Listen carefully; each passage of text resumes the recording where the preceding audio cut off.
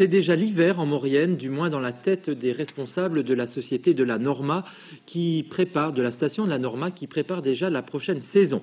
Ils viennent d'engager d'importants travaux sur la télécabine afin de vérifier si tout est en état de marche pour la sécurité des touristes. Il faut dire que cet équipement a été le premier construit dans le massif.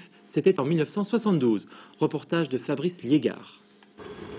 TGV pour la Jeanne Calment des télécabines de Maurienne aujourd'hui. Après 25 ans de bons et loyaux services, la télécabine du Melzé vivait sa seconde très grande visite. Un check-up complet supervisé par Albert lui-même du haut du pylône numéro 1.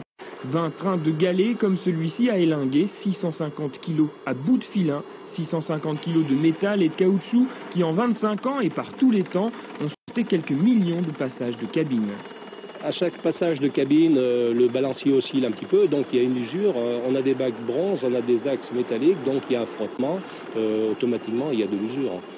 On va démonter tous les axes, on va changer toutes les pièces défectueuses. On change à l'identique, c'est-à-dire qu'on remet les mêmes axes, on remet les mêmes bagues, on va changer toutes les garnitures, on va changer 800 roulements.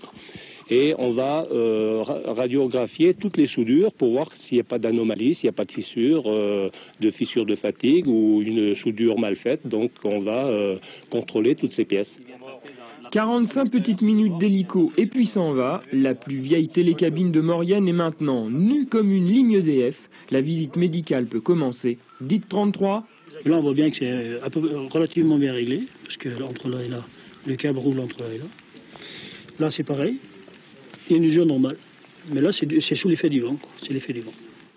Un vent qui a carrié les galets fait dévier les pinces des télécabines du droit chemin. Un mauvais vent dont les outrages seront bientôt réparés. Après une dernière radiographie des câbles, les galets seront remontés. Le bureau départemental des appareils de remontée mécanique, un service de la DDE, n'aura plus qu'à donner son aval pour que la jouvencelle télécabine du Melzé reprenne une nouvelle fois vie l'hiver prochain.